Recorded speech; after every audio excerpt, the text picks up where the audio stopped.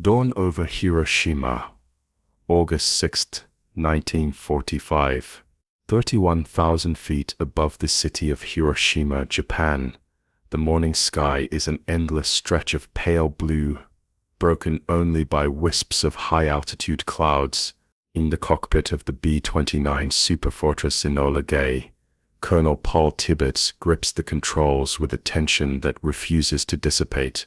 Every hum of the engines, every vibration of the fuselage, reverberates through the metal skeleton of the bomber, a reminder that the moment ahead will alter history forever.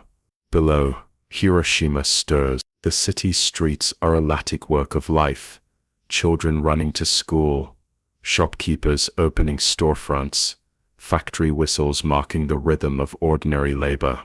The air is humid, carrying the faint tang of the Seto Inland Sea that cradles the city. The urban landscape is dotted with wooden houses, temples with gently curving eaves, and the stone streets that have borne generations of human activity. Nothing yet hints at the devastation that is about to unfold. In the cockpit, Tibbets' co-pilot, Captain Robert Lewis, studies the instruments. Altitude steady. Heading on target, he mutters, though the words carry little reassurance. Somewhere in the fuselage, the bomb itself, codenamed Little Boy, rests secured, its intricate mechanisms humming with potential energy, a contained terror invisible to anyone on the ground. Inside the city, a schoolteacher named Miyuki Tanaka arranges her students in neat rows for morning assembly. Her voice carries across the yard, calm and habitual, unaware of the fate looming from above. Across the street, a factory foreman, Hiroshi Watanabe, inspects the early output of munitions for the Japanese army. Smoke from nearby chimneys drifts lazily, the morning sun glinting off rooftops in a serene, almost poetic tableau. Back on the Enola Gay, Tibbets checks his watch. Time seems to stretch, as if the world itself holds its breath. The city below is a living organism, moving, breathing, unsuspecting of the immense force descending toward it. The crew exchanges glances, some silent, some trying to hide the tremor in their hands. Every second feels both infinite and fleeting, suspended on the edge of an irreversible moment. A sudden flash of sunlight catches Tibbets' eyes, not from the sun itself, but a reflection off the polished casing of the bomb. He swallows hard. The thought that one single weapon, one device no larger than a grand piano, could erase everything below flashes unbidden through his mind. And then the city waits. Section 2. The Descent of Destruction. The silence inside the cockpit is absolute, as if the engines themselves are holding their breath. Below, the streets of Hiroshima hum with normal life. Street vendors shout their morning greetings, bicycles clatter over stone roads, and women carry bundles of rice and vegetables toward the market. Not a soul senses the apocalypse descending. The bomb bay doors creak open, the wind whips past, tugging at instruments and papers alike. Tibbets grips the yoke, his knuckles white, as the crew braces for the release. Every hand inside the bomber feels the weight of history pressing down, not in textbooks, not in predictions, but in the tangible, electric tension of the moment.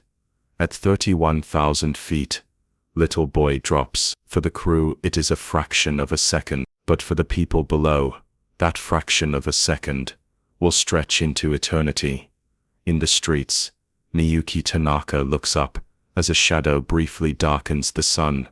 The children squeal, thinking it a passing cloud, a shadow of the afternoon sun. No one recognizes the shape above them for what it truly is, a harbinger of instantaneous annihilation.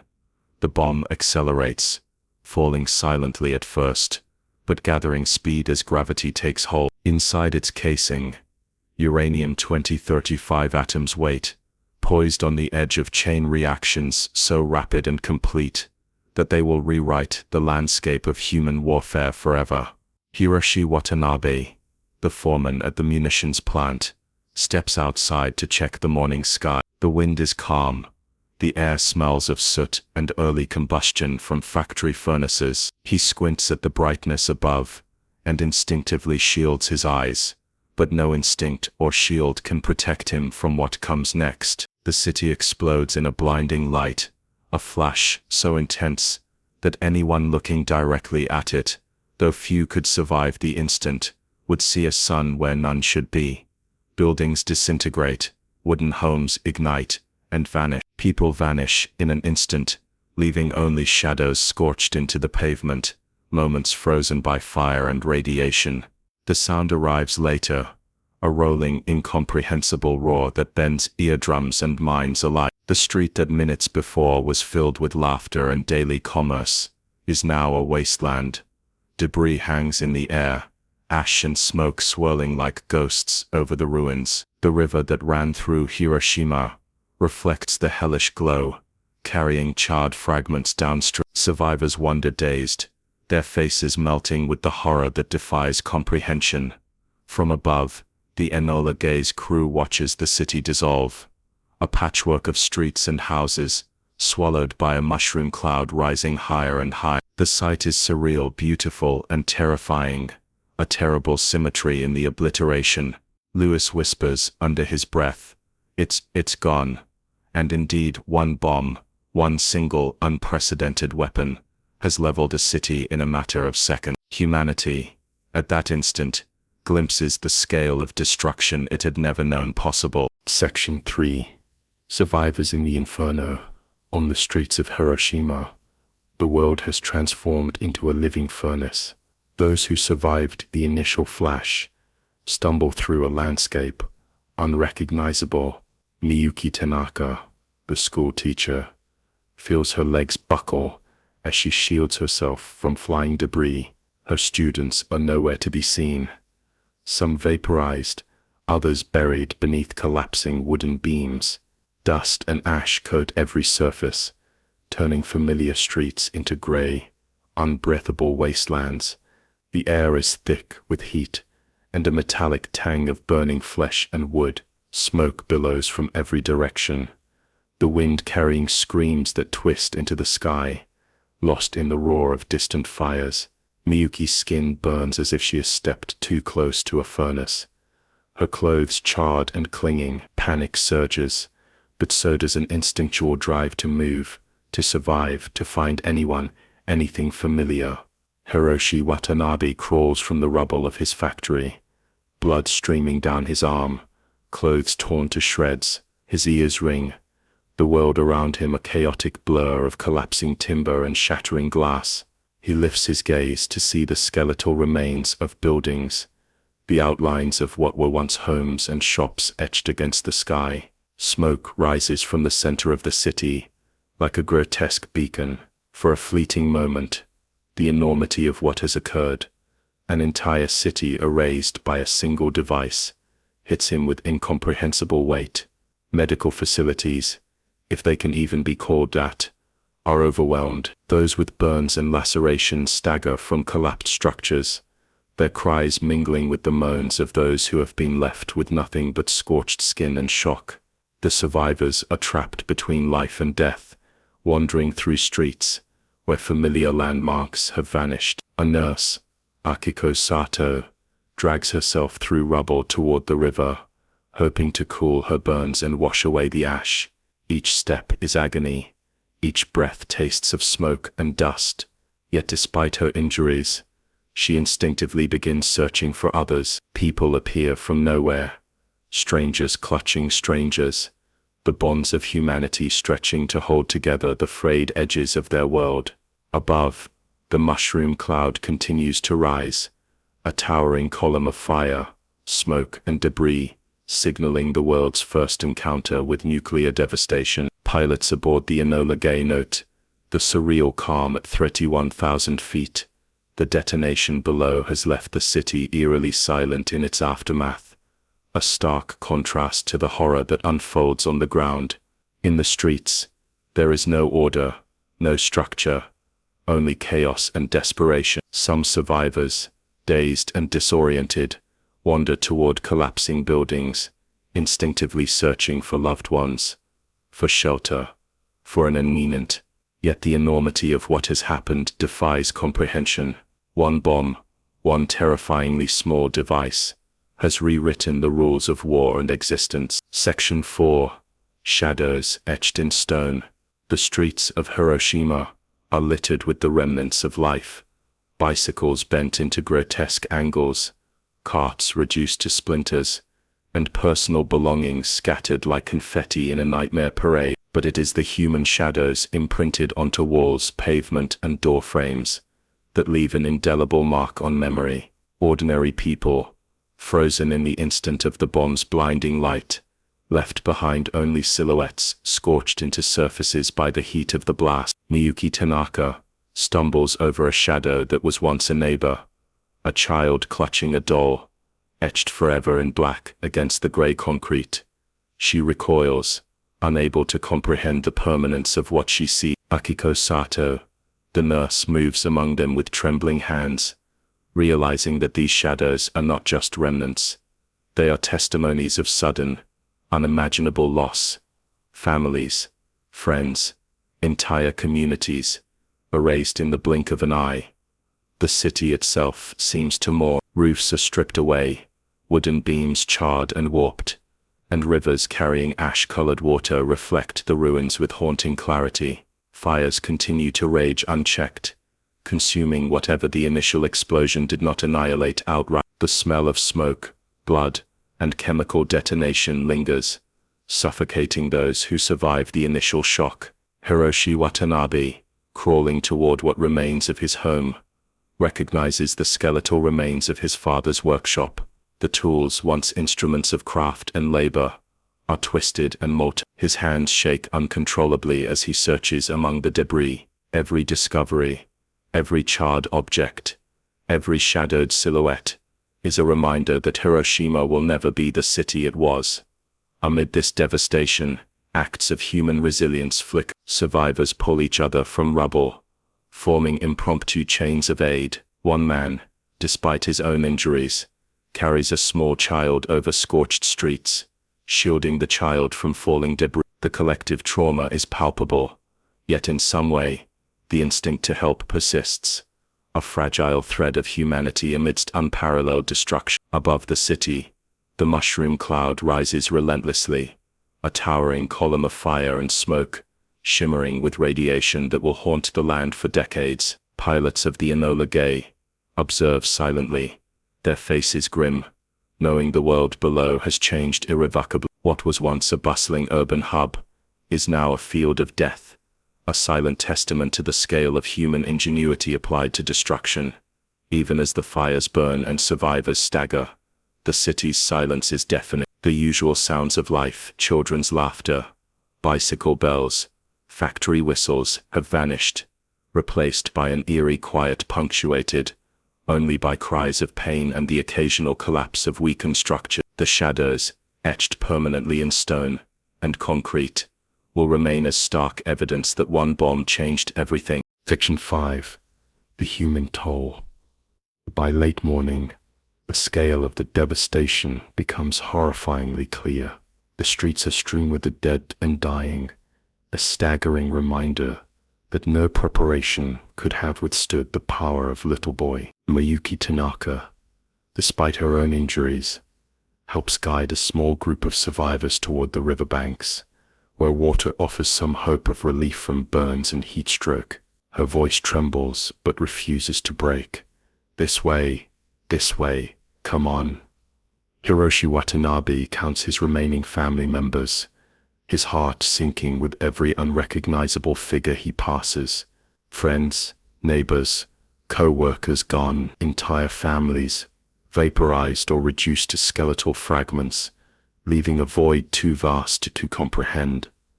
The human toll is more than just numbers.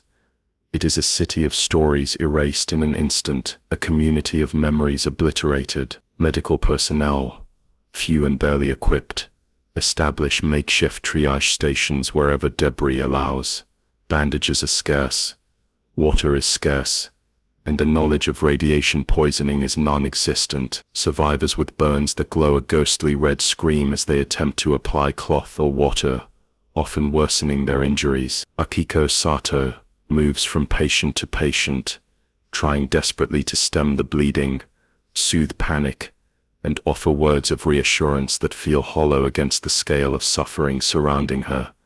Children wander in shock, their small hands clutching the lifeless forms of siblings or friends. Mothers call out into ash-filled streets, their voices cracking, desperate for responses that will never come. Fathers collapse beside homes that no longer exist, broken by grief and shock. Every corner of Hiroshima has been transformed into a tableau of trauma that no mind could have fully anticipated.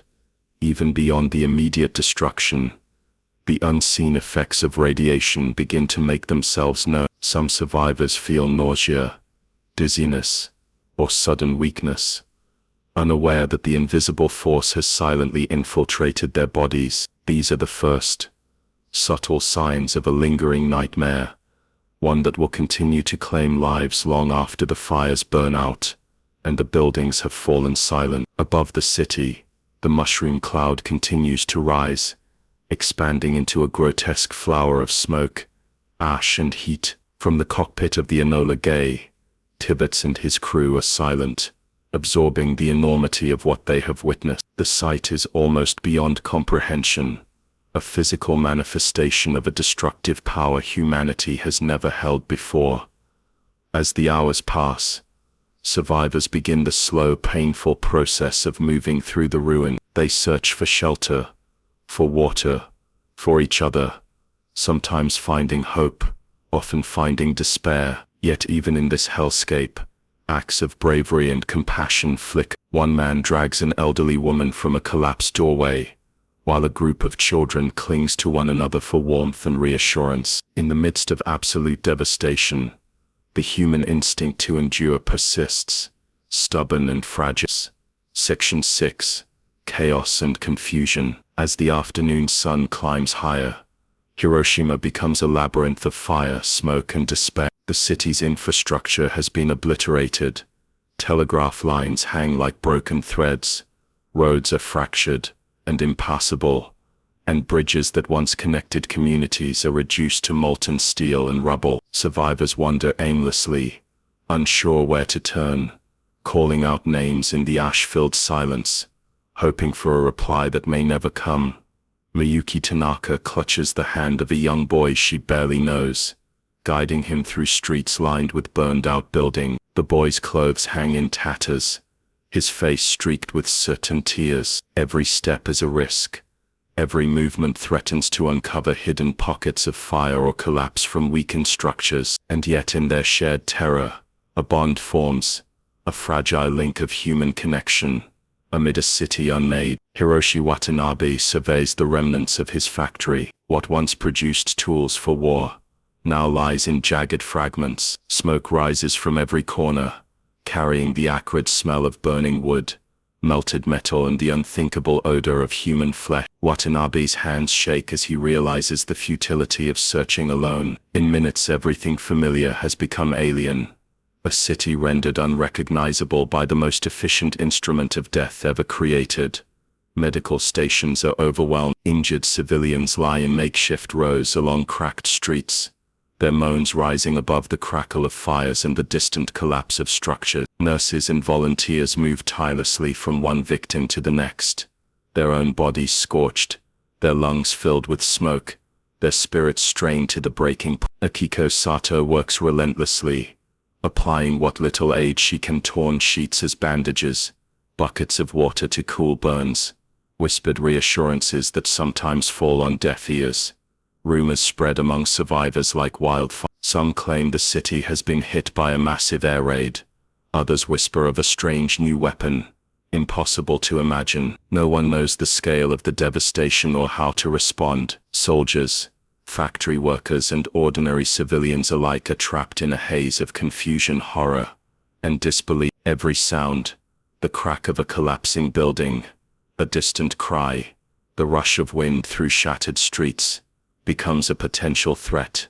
Even the natural environment reacts, trees are charred beyond recognition, their bark peeled and twisted, leaves vaporized by the blast. Rivers that once provided life now reflect the burning skyline, carrying ash and debris downstream. Birds, if any, survive, flee or fall, caught in the invisible hand of destruction. The world itself seems to recoil, mirroring the chaos in human heart. Amid this chaos, the sheer scale of one bomb's power becomes undeniable. One device weighing less than 10,000 pounds has reduced a sprawling urban hub into ash, shadows and ruins. Survivors struggle to reconcile the unimaginable, how a single act from above could rewrite the landscape of their lives in seconds. And yet life continues in fits and starts. A survivor drags a child through rubble, a nurse tends to a stranger, a man searches desperately for his wife. In the midst of annihilation, humanity clings to itself. Section 7. The Aftermath and Silent Horror. By evening, the fires that raged through Hiroshima cast an orange-red glow across the skeletal ruins. Smoke curls upward, forming ghostly pillars that blot out the sky in some areas, while ash drifts down like unnatural snow, coating survivors in a grey suffocating layer. The city, once vibrant and alive, is now a surreal wasteland. Streets unrecognizable, homes turned to ash, landmarks reduced to outlines, scorched into memory.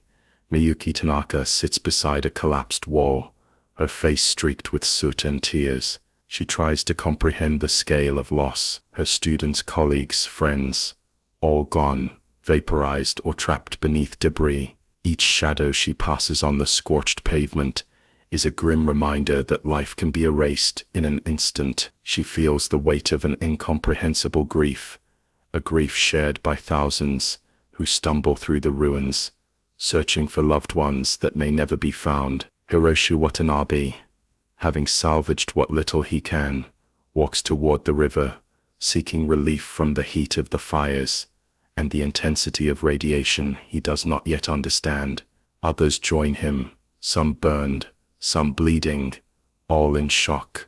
Conversations are sparse, voices hoarse and trembling. Every word spoken seems trivial against the enormity of what has occurred. The city is silent in a way that is unnatural, broken only by distant groans and the crackle of flames. Medical volunteers, doctors and nurses work tirelessly in ad hoc stations. Even with their courage and skill, they are helpless against the sheer number of injured and the invisible damage caused by radiation. Burns that should have healed quickly fester. Nausea and internal bleeding strike without warning. Each survivor carries the mark of the bomb, visible or unseen, immediate or delayed, a reminder that destruction is not limited to structures, but seeps into flesh, blood, and bone. Stories of heroism emerge amid despair. Akiko Sato rescues a group of children trapped beneath a roof beam, guiding them to the riverbank.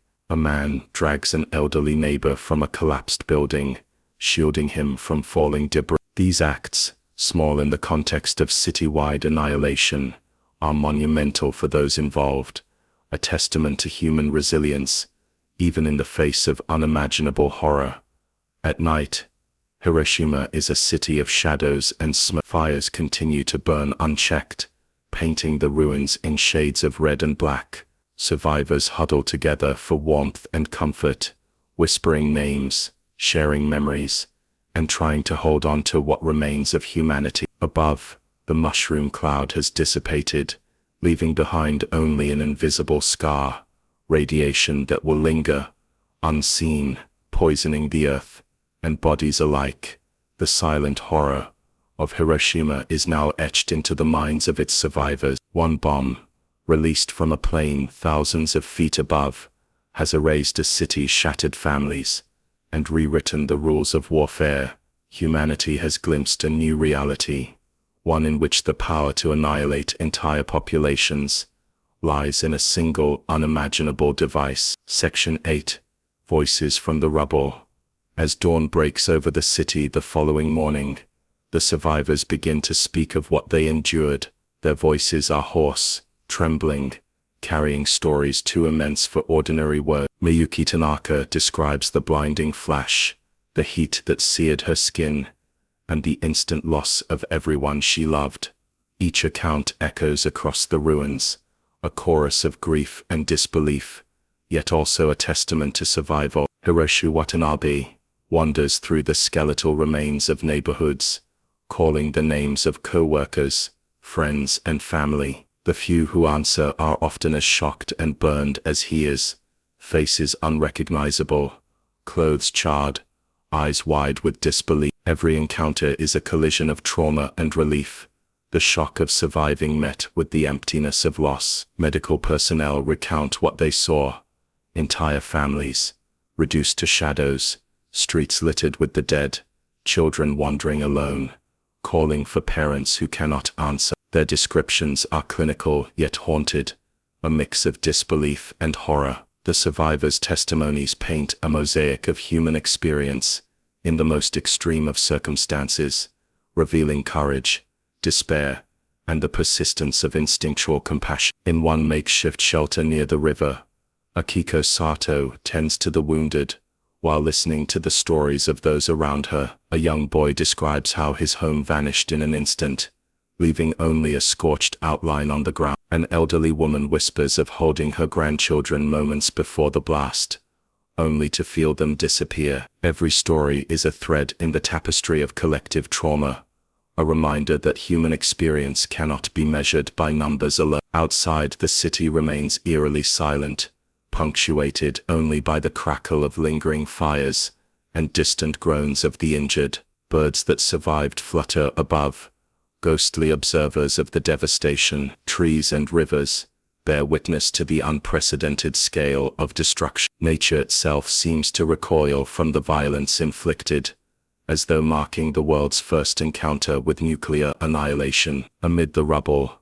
survivors form temporary communities, banding together for warmth, food, and the faint hope of rebuilding. These groups represent the first sparks of resilience, small flickers of humanity amidst a landscape defined by loss. Yet each survivor carries invisible wounds, burns, radiation sickness, and the psychological scars of witnessing a city erased in seconds. The voices of Hiroshima's survivors become an enduring testimony. They speak of a moment when life was suddenly stolen, when reality itself was rewritten by one bomb. Their memories, etched into flesh, stone, and consciousness, will define the narrative of human vulnerability and endurance for generations to come. Section 9.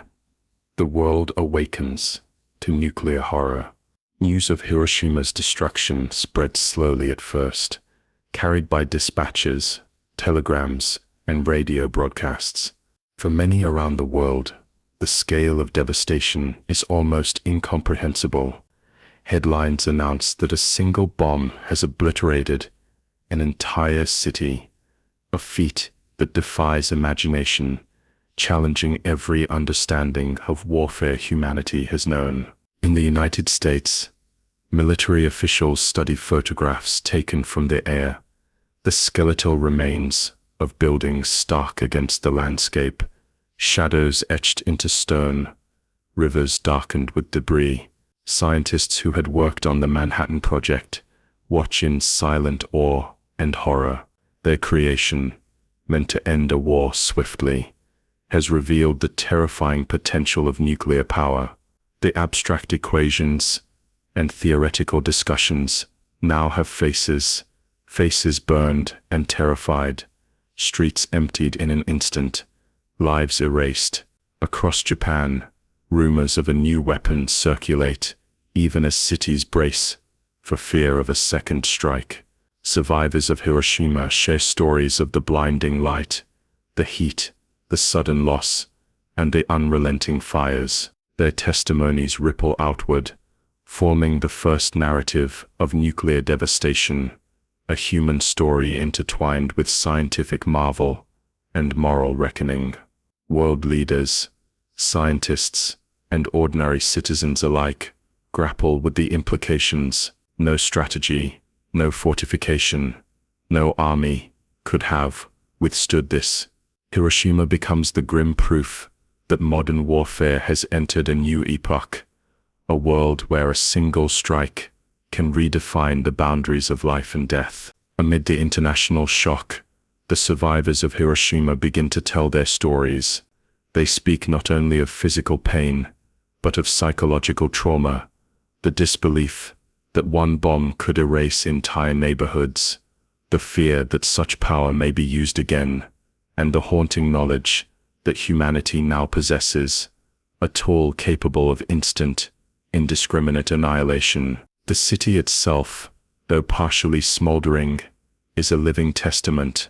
Shadows of the dead, skeletal frameworks of buildings, scorched earth, and scattered belongings speak more powerfully than words. Hiroshima becomes a symbol, a warning, and a memory, a place where the unimaginable became reality, where one bomb demonstrated both the pinnacle of human ingenuity and the depths of human destruction. In the aftermath, the world begins to reckon with what has been unleashed, and survivors continue their struggle for life, dignity, and understanding in the ruins of a city that existed one moment and vanished the next. Section 10.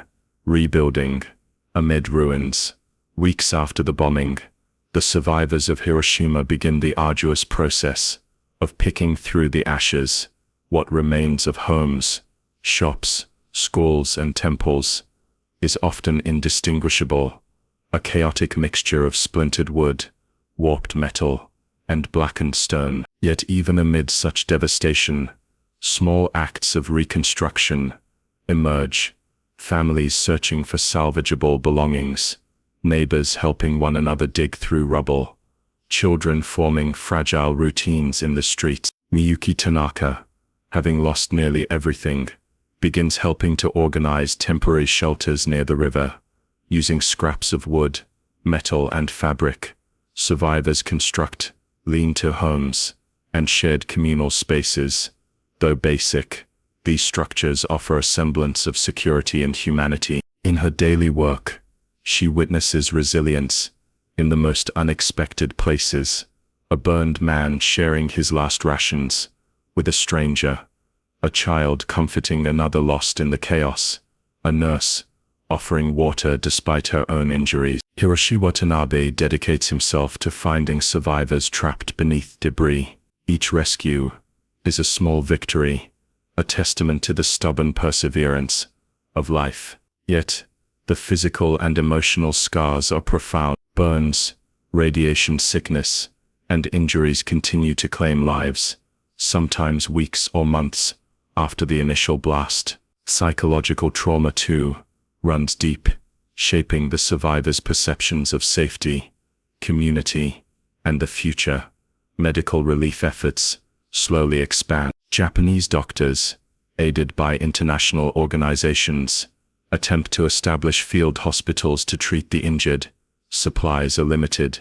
Knowledge of radiation is almost non-existent, leaving doctors to improvise treatment. Still, every act of care becomes a lifeline in a city that has been rendered nearly uninhabitable. The world watches Hiroshima struggle to rise from the ruins.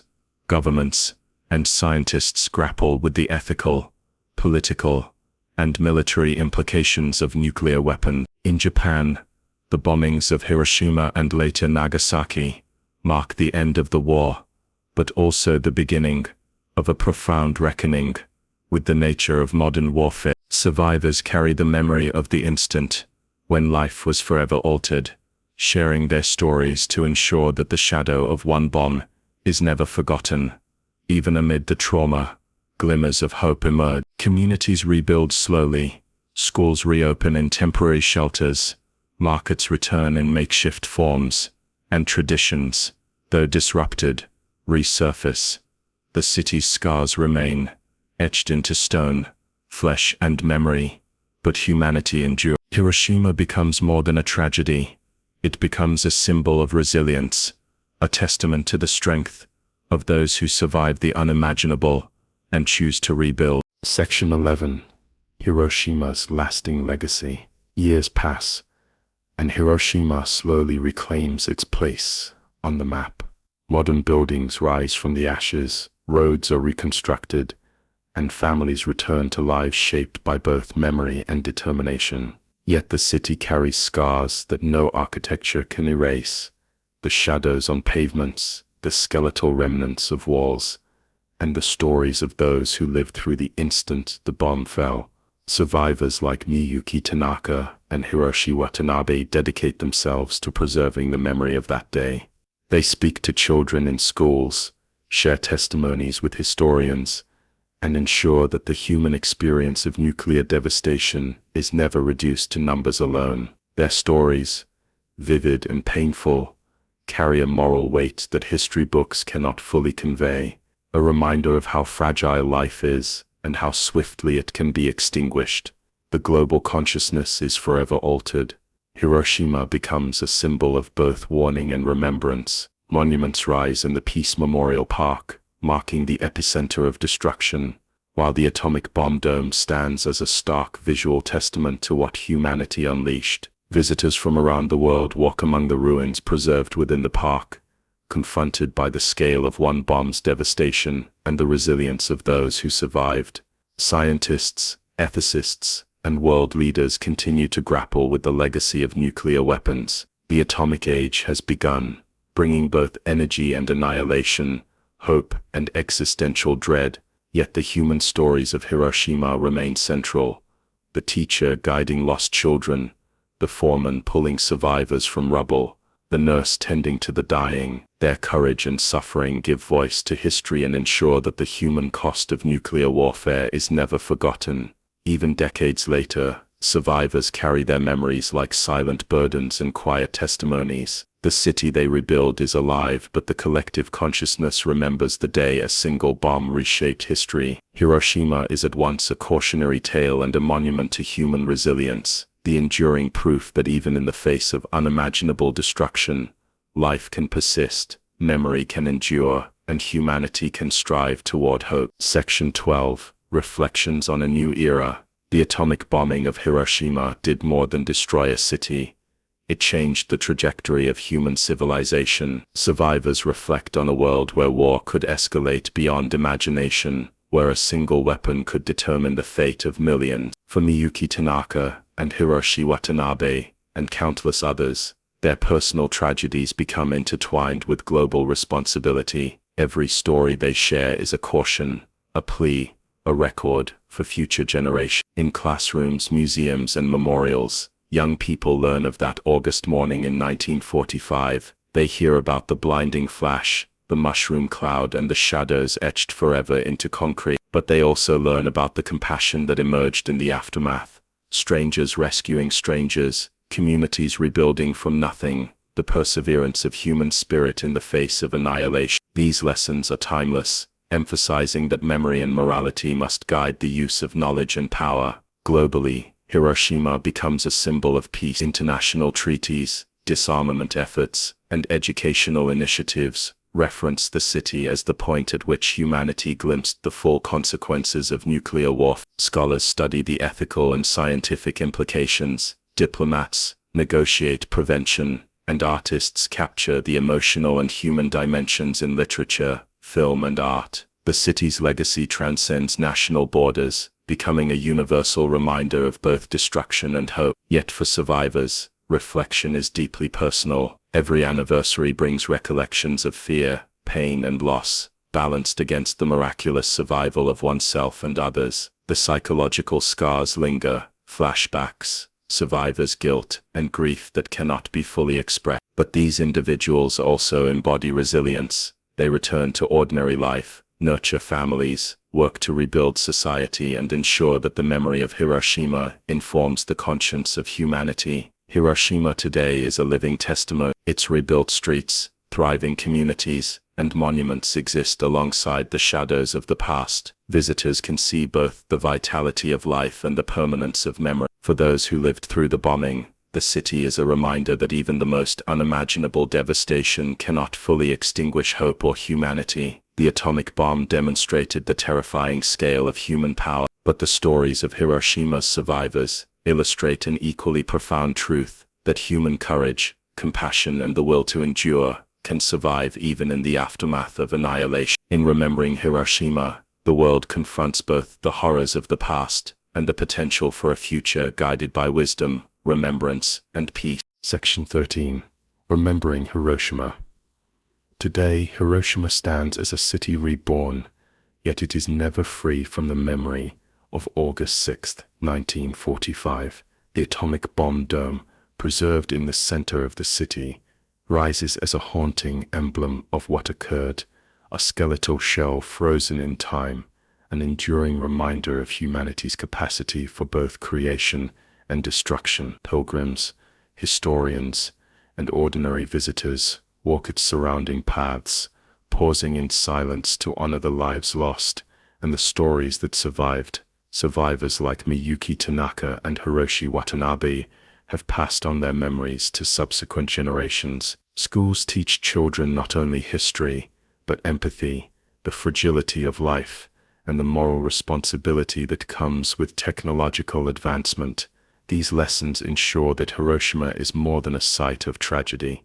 It is a symbol of vigilance and the enduring human spirit. The world remembers Hiroshima as the first city in history to experience nuclear devastation, but it also remembers the courage of those who endured its aftermath.